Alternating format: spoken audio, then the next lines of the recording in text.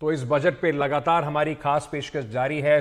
कोशिश कर रहे हैं एक्सपर्ट से समझने की कि इस बजट में किस तरीके से जनता को फायदा होगा, कहां कहां पर कमी रह गई है। इस वक्त हमारे साथ कृष्णमूर्ति सुब्रमण्यम साहब जुड़ रहे हैं, एग्जीक्यूटिव डायरेक्टर हैं आईएमएफ के। सरकार के साथ बहुत क्लोजली इन्होंने बहुत सारे बजट्स में काम किया है। बहुत बहुत शुक्रिया हमारे साथ जुड़ने के लिए। सबसे पहले मैं आपसे पूछना चाहूंगा सुब्रमण्यम साहब कि नंबर नहीं पूछूंगा क्योंकि अक्सर सब नंबर्स में सब लोग 10 में से 10 ही देते हैं, लेकिन मैं आपसे ये पूछना चाहूंगा, 3 बड़ी जो थीम आपको लगी जो जरूरी थी, सरकार ने जिनके ऊपर बिल्कुल फोकस तरीके से इस टारगेट किया है, और कहां पर एक दो चीजें जहां पे आपको लगा कि शायद और सरकार को कोशिश करनी चाहिए थी।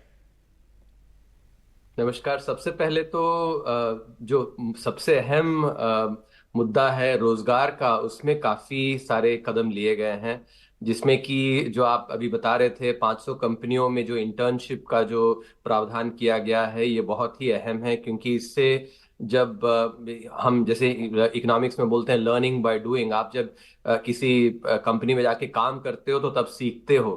तो सीखने का जो अवसर है और उससे जो ट्रेनिंग मिलेगी लोगों को, स्किलिंग जो होगी, वो बहुत अहम है। ऐसे ही आप देखें तो जो एम्प्लॉयर और एम्प्लॉय की जो प्रोविडेंट फंड है, उसको उसकी लागत जो है सरकार उठाएगी। इसके अलावा स्किलिंग के लिए लोन्स और मैन्युफैक्चरिंग सेक्टर में जॉब्स, उसके लिए भी जो प्रावधान किया गया, ये सब मिलजुला के देखें तो सबसे पहले ये बजट, इसमें रोजगार पे बहुत बहुत ही बड़ा जोर है।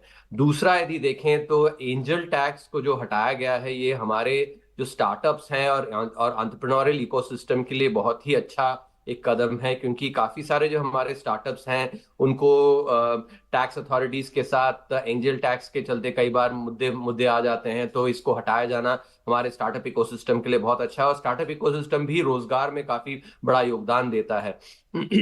इसके अलावा यदि हम जो ईज ऑफ डूइंग बिजनेस है उस पर ध्यान दें, तो जो वित्त मंत्री साहिबा ने जो बताया कि अगले 6 महीने में नया टैक्स कोड जो है उसको उसको लागू किया जाएगा। आप यदि ध्यान दें तो हमारी जो टैक्स कोड है ये 1961 की है, तो 80 साल से ऊपर हो गया है, और इसमें काफी सारे जो अमेंडमेंट्स करके इसमें काफी वो खिचड़ी बन गई है। तो उसको जो बदलना है वो एक बहुत अच्छा कदम है। तो ये 3 मेरे अनुसार बहुत बहुत ही अहम है। इसके अलावा यदि आप देखें तो इनोवेशन में जो इंटरिम बजट में जो प्रावधान किया गया था, जो 50 साल के जो ऋण थे, उसको भी किया, उसको रखा गया। 1 लाख करोड़ का की जो लागत थी वो बहुत बहुत अहम है। नेशनल रिसर्च फाउंडेशन के साथ में इसको काफी इनोवेशन पे जोर मिलेगा। मेरे अनुसार यदि एक आध चीज जो और कर सकते थे, इसमें काफी बहुत ही दूरदर्शी बजट है। लेकिन एक काम जो जिसमें काम करना अभी भी है, बाकी है, वो है मिडिल क्लास को और थोड़ा जो बेनिफिट्स है वो देना जी।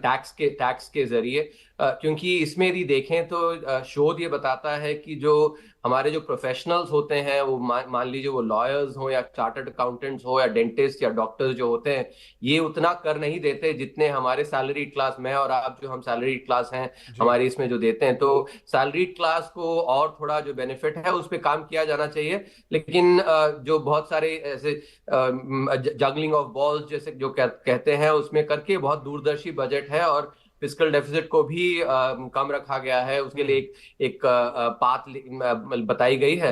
तो मेरे अनुसार बहुत ही अच्छा बजट है विकसित भारत के लिए, जो 2047 में हम जिसके लिए सरकार काम कर रही है, उसमें काफी इसमें प्रोत्साहन मिलेगा। जी। सुब्रमण्यम साहब, एक बात, जब आपने रोजगार की बात की, यूथ के कि रोजगार पे काफी फोकस है, 1 करोड़ नौजवानों को मौका मिलेगा बड़ी कंपनियों में काम, इंटर्नशिप करने का, उन्हें 5,000 का भत्ता भी मिलेगा, ये तमाम चीजें हैं।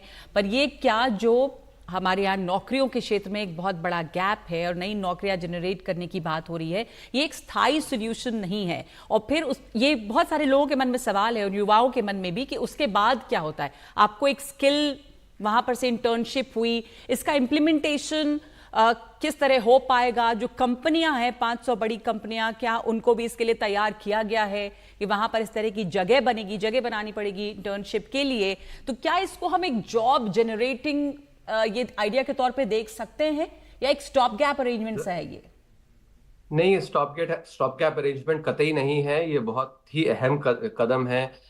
मैं खुद करीब 20 साल पहले मैंने इंटर्नशिप की हुई है, आईसीआईसीआई में मैंने इंटर्नशिप करी थी।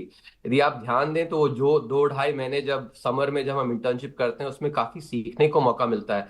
रोजगार जो कि प्राइवेट सेक्टर को ही रोजगार बनाना है हमारी इकोनॉमी में, और किसी भी बड़े इकोनॉमी में प्राइवेट सेक्टर रोजगार बनाती है, वो तब बनता है जब आप में काबिलियत हो। तो ये और स्किलिंग उस के लिए एक काबिलियत कदम को, है, ये हम कहेंगे। ऐसा नहीं कि उनको रोजगार मिल हाँ, जा रहा है, पर स्किल दी जा रही है। हाँ, काबिलियत नहीं होगी तो एक्चुअली रोजगार जो है स्थायी रूप से नहीं बनेगा। और काबिलियत को निहारने के लिए एक बहुत ही अहम, हम्म। सॉरी, जो काबिलियत को निहारने के लिए एक बहुत ही अहम कदम है 5,000 रुपये और टॉप 500 कंपनीज में काम करना। क्योंकि उन कंपनियों में जो जिस तरह का काम होता है वो उसको देख के, एक्चुअली मान लीजिए आपने एक बड़े कंपनी में काम किया, उसके बाद आपने वहां पे आपने इंटर्नशिप की, वो जो एक्सपीरियंस है वो आप बाकी कंपनियों, करीब जो छोटी कंपनियां उसमें भी आप कर सकते हैं। उनकी बहुत उसका जो रेपुटेशन है वो काफी अच्छा रहता है। एक और जो मैं आप में एक मुद्दा जिसमें रोशनी डालना चाहूंगा, जैसे आपने प्रश्न पूछा रोजगार के बारे में। रोजगार में आप आंकड़ों को देखें तो कई बार जो नैरेटिव है वो बहुत नेगेटिव सा हुआ है, जबकि आंकड़े ऐसे नहीं बताते। और मैं ध्यान देना चाहूंगा कि यदि आरबीआई की रिपोर्ट लें, जो कि क्लेम्स की डेटाबेस और पीएलएफएस जो बहुत अच्छी डेटा है, उसको लेके बताया गया है कि पिछले 10 साल में एग्रीकल्चर का, कृषि का के रोजगार हटा दें तो भी करीब 9 करोड़ रोजगार बनी है। यानी कि हर सालाना करीब करीब 90 लाख बने हैं। तो ये जो आर्थिक सर्वेक्षण में जो आंकड़ा आया कि हमें 80 लाख नौकरियां बनानी है, ये पिछले 10 साल में हुआ है। और इसका ये इतने जो प्रोत्साहन दिए गए हैं, इससे हो सकता है। एक और बात ये ध्यान दें कि हमारी जो लेबर फोर्स है वो करीब 60 करोड़ है। 60 करोड़ में जो 80 लाख है वो तो सिर्फ 1.3% है। तो 80 लाख का आंकड़ा यदि आप ऐसे ही देखें तो बहुत बड़ा लगता है, लेकिन अनुपात में देखें जो लेबर फोर्स में तो सिर्फ 1.3% है। ये सब मुद्दे एक्चुअली ध्यान में रखना है। अच्छा काम हुआ है पिछले 10 साल में, लेकिन जो अभी प्रोत्साहन के लिए जो कदम लिए गए हैं उससे भी और काफी अच्छा इसमें भी रोजगार में विकास होगा।